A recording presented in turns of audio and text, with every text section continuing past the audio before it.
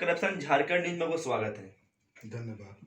तो सर अभी कोरोना महामारी को देखते हुए सर अभी धार्मिक स्थल खोल दिया गया है। तो सर अभी किस तरह से नमाज अदा हो रहा है या पूजा किस तरह से भी किया जा रहा है? ठीक है, जिस तरह से सरकार, केंद्र सरकार और राज्य सरकार ने जिस तरह से लाइन गाइड बना करके दिया है और जिस तरह से लोगों किया उसी तरीके से पालन तो सर करके मस्जिद में फिलहाल अभी कितने धर्म को शामिल होने का गाइडलाइन दी है सरकार? सरकार दी है 40 से 50 लोगों को। प्रयास दिए है। हाँ। तो सर अभी सरकार को लगता है कि सर शादी में भी जो ये निर्णय लिए है कि 50 लोग जा सकते हैं, तो उसमें भी बहुत सारे लोग मास्क नहीं लगा रहे हैं, दूरी नहीं बना रहे हैं, कोई भी धर्म को। तो वो अभी तक वो दूरी क्यों नहीं कर रहे अभी तक? नहीं, देखिए बात आपको समझनी है। कोरोना से सिर्फ सरकार को ही डर नहीं है, हमारी जान को भी डर है और हमारी भी जिम्मेदारी बनता है कि सरकार जब गाइडलाइन दे और उसमें आपको मार्गदर्शन पर चलने की ज़रूरत है, तो हम लोग भी इस जिम्मेदारी को समझ रहे हैं।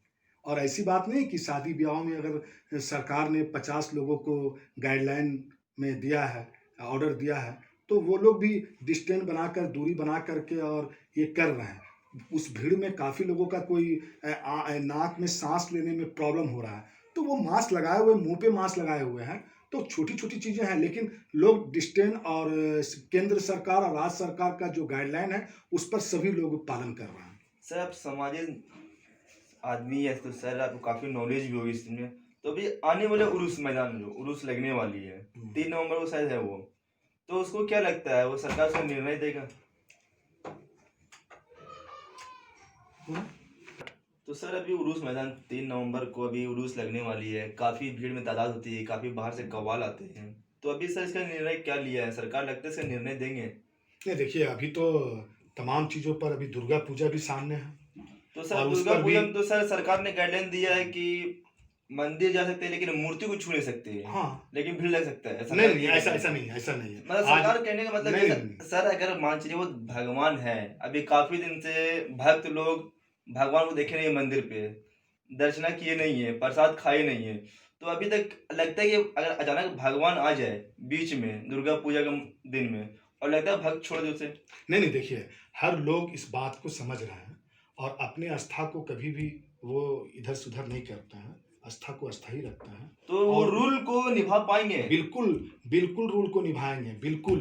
हर लोगों को अपनी जान का फ़िक्र है और ये बहुत खुशी की बात है कि अभी उनको दुर्गा पूजा में एक मौका मिल रहा है कि अपनी दुर्गा माँ का आशीर्वाद लेने का, उनका दर्शन करने का।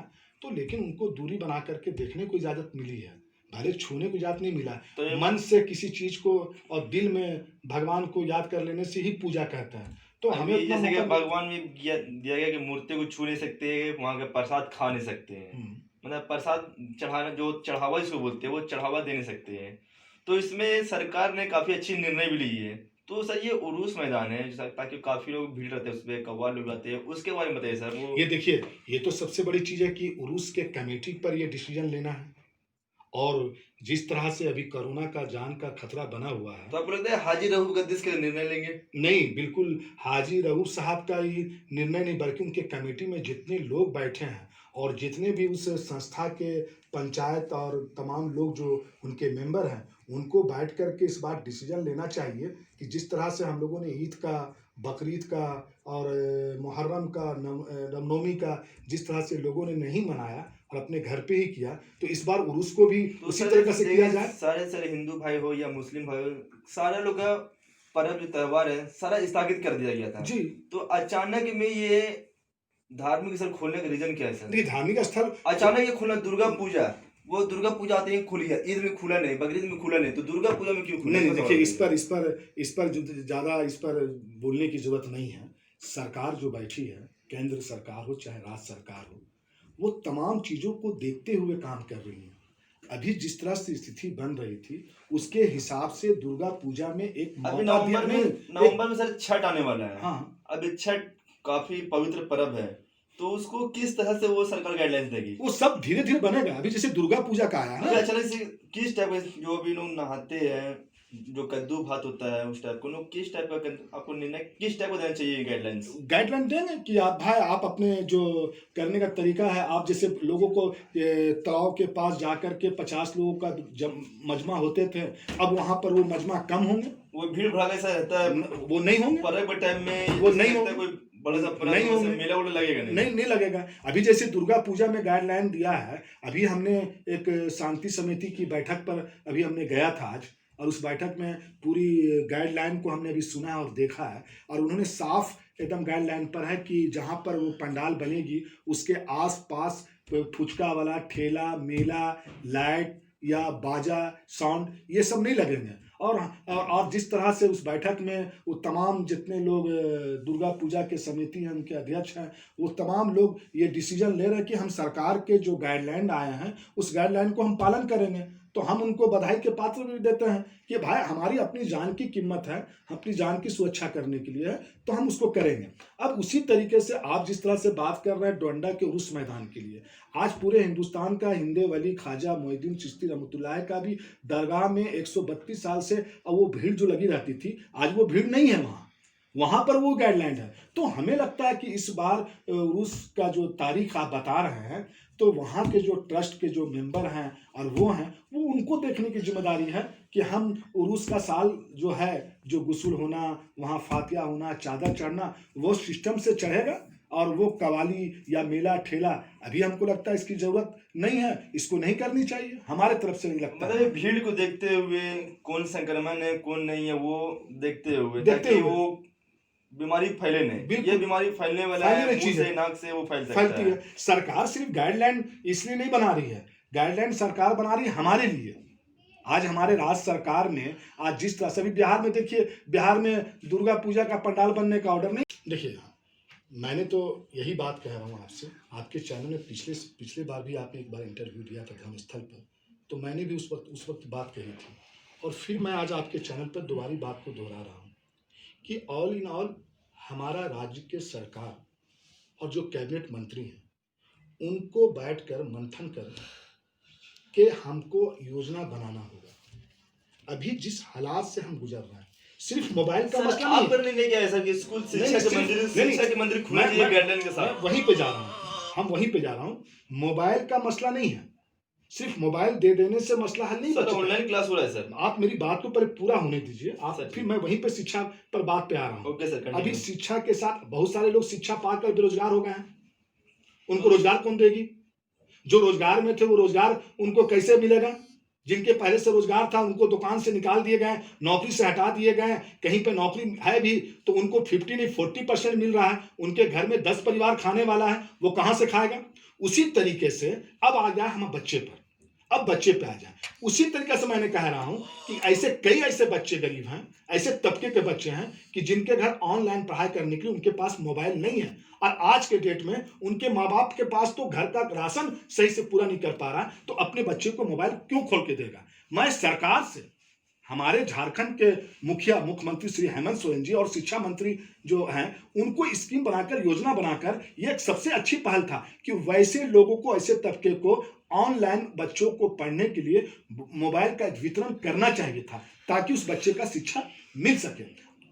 अब सूरत हाल बड़ा 7 महीना हो गए हैं। अब हम झारखंड में, हमारे मुख्यमंत्री और झारखंड के रहने वाले एक नागरिक ने इस कोरोना में अपना भूमिका निभाया है, इसलिए आज हम कोरोना से धीरे धीरे हम कम हो रहे हैं, और हमने बाखूबी उसके साथ लड़ा है, और लड़ करके इसको धीरे धीरे कम करने की कोशिश की है। वो कोरोना से आप खुद लड़ के आए? हाँ, हमने धीरे धीरे कोशिश की है, और कोशिश करने के बाद अब मुझे लगता है कि सरकार, अपने राज्य सरकार को, उन बच्चों को जो शिक्षा से आज वो पीछे जो जा रहे हैं और वो एग्जाम बहुत करीब आ रहे हैं, तो सरकार को अब एक गाइडलाइन दे करके उन बच्चों की शिक्षा को पूरा करने के लिए, ताकि वो एग्जाम अच्छा दे सके, उसके लिए सरकार को पहल करिए। और फिर सरकार ये 15 दिन में, तो अब तो मैंने उसी दिन कहा था। एक सर इंपॉर्टेंट सवाल सर, अगर सरकार स्कूल कॉलेज खोल दे और फरवरी में एग्जाम में, और सरकार क्लास चालू कर दे, तो सर तो बच्चे 3 महीना में 10th 12th का एग्जाम दे पाएंगे फाइनल का? नहीं, बिल्कुल नहीं।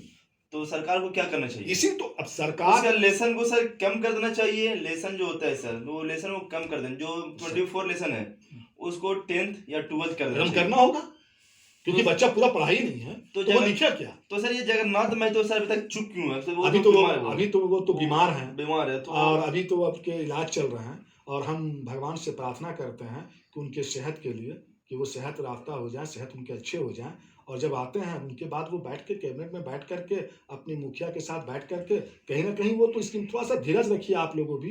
थोड़ा-सा हमारे सीएम हेमंत सोरेन जी जिस तरह से कार्य कर रहे हैं, और आपने कई चीज़ों को आप उनका बधाई का पात्रा भी आप दें। आपने देखा नहीं? उन मज़दूरों को लाने के लिए सर बधाई पहला का ट्रेन पात्र चला, जहाज लाए, लोगों को 8,000 किट भी दिए, कई कामें वो कर रहे हैं। अब ये भी चीज़ें उनके दिमागों में चल रहे हैं। हम सरकार को भी वक़्त दे रहे हैं, क्योंकि सरकार जो कर रही है वो हमारे लिए कर रही है। लेकिन हाँ, मैं इस चैनल से हम अपने झारखंड के सरकार श्री हेमंत सोरेन जी से अपील करता हूँ कि जिस तरह से इस कोरोना की वजह से कई ऐसे लोग जो नौकरी से आज बेनौकरी हो गए हैं, रोजगार से बेरोजगार हो गए हैं, जहां पर उनको नौकरी मिल भी रहा है, रह भी रहा है, तो उनको पेमेंट कम मिल रहा और खाने वाले 10 हैं।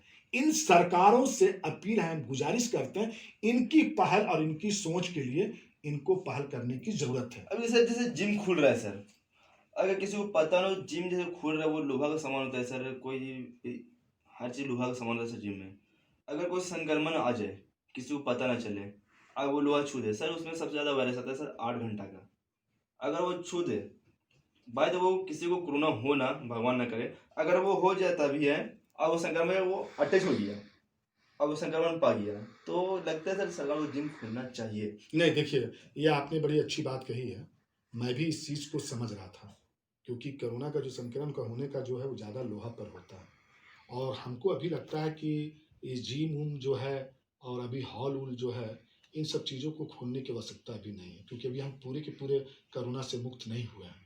क्योंकि ये एक चीज़ है जो जहाँ पर गाइडलाइन का जो मार्ग है, वो हम लोग पूरा नहीं कर पाएँगे। तो हमें लगता है कि सरकार को इस पर विचार करनी चाहिए।